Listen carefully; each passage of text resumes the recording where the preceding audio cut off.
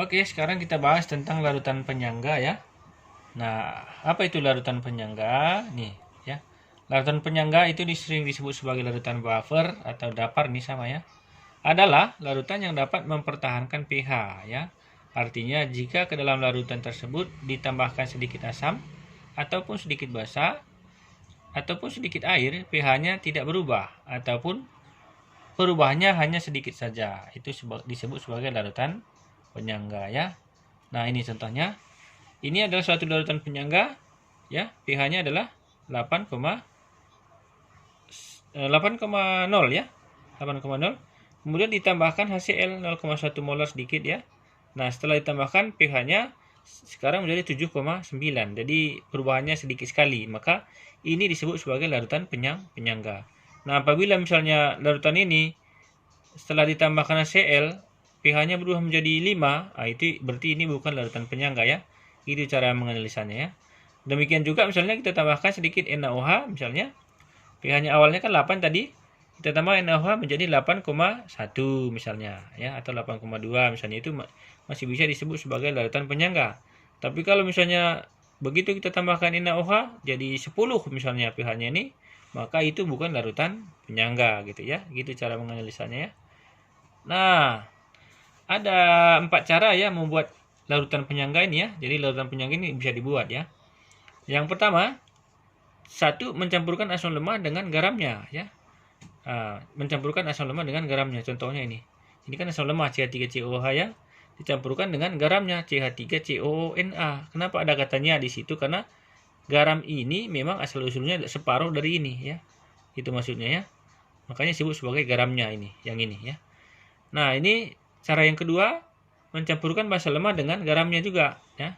Ini kan basa lemah nih, dicampur dengan NH4Cl. Ini garam, ini basa. Garam ini asal usulnya dari sini gitu ya, karena ada separuh di sini dia ini NH4 ini ya. Itu disebut sebagai garamnya tadi ya.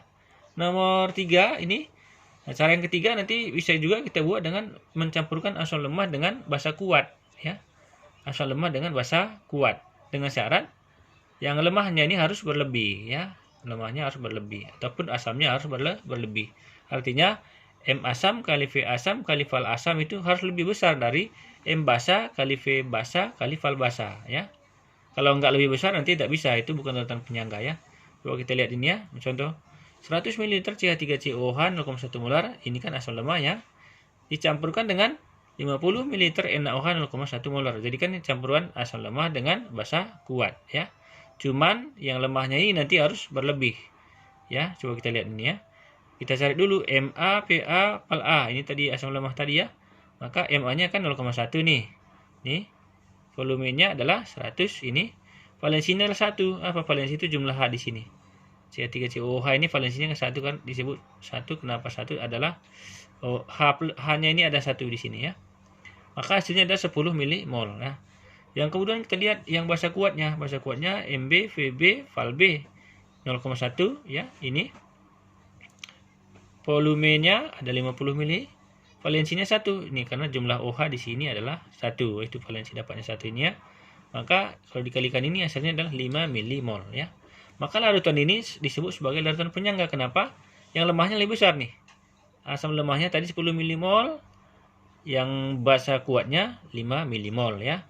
Nah, jadi itu yang cara ketiga. Nah, cara yang keempat, mencampurkan basa lemah dengan asam kuat ya. Ini malah basa lemahnya yang harus berlebih ya. M basa kali P basa kali Val basa yang lemah tadi ya, lebih besar dari M asam kali V asam kali Val asam ya.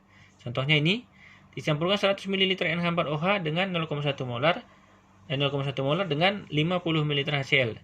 Ini kan basa lemah, ini asam kuat. Tapi nanti basa lemahnya ini harus berlebih ya. Coba kita kalikan ini. Ma kita cari dulu yang asamnya, Ma Va Val A 0,1 kali 50 kali 1 ya, yang ini. Yang asamnya ya.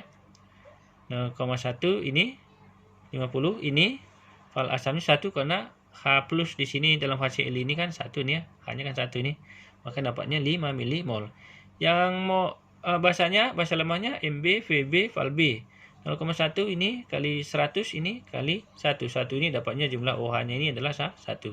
Maka dapatnya adalah 10. Nah, setelah kita lihat kan ini yang apanya?